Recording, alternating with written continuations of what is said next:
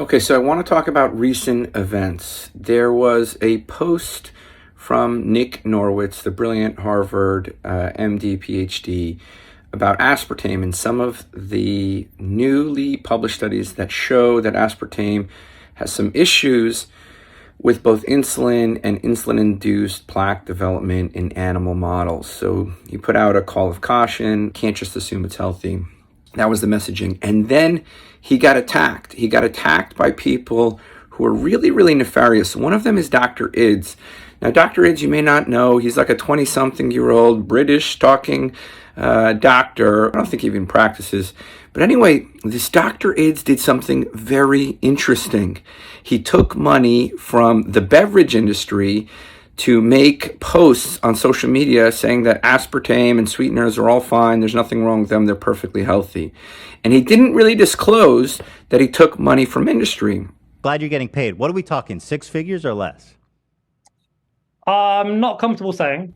Now here's where the problem is. His posts are debunking others, and he goes after sort of people who he disagrees with in a way that he's debunking them. He has severe conflicts of interest. This guy is the scum of scum. I pointed it out. I showed the FTC letter, right, that the FTC wrote him, basically calling him out on his, terrible behavior of accepting industry money and not publicizing it, not making it clear to the public that he takes money, that he has conflicts of interest. And he got very upset also at me for stating the obvious, that he's a corrupt, fraud individual, and nobody should trust him. That's it. It's very simple. You take money from industry, nobody should trust you. Not only that, Nick Norwitz was also attacked by another doctor named Spencer Nadolsky.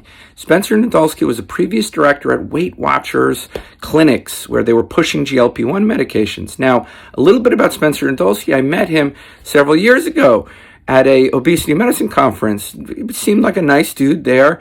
But, I remember back then he mentioned, hey, do you want to buy my supplement line? I actually looked into his supplement line back in 2019. This guy literally was called out by the FDA for selling supplements with false claims. Then, 2 years later, this guy is causing problems in ongoing research projects with low-carb diets, really seemingly for no reason. And then, this is the worst part, he starts doing commercials for Weight Watchers saying that GLP-1 drugs are the cure for food noise. And so these two people are very highly questionable people. They're people who have done very conflicted things when it comes to industry, when it comes to financial conflicts of interest, and even off-label drug promotion. So these people they're just not good people. They're not one of us. They're not people who just care about safety, who just care about science.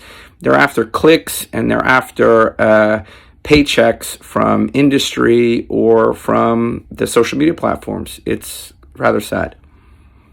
Bottom line, I support Nick Norwitz.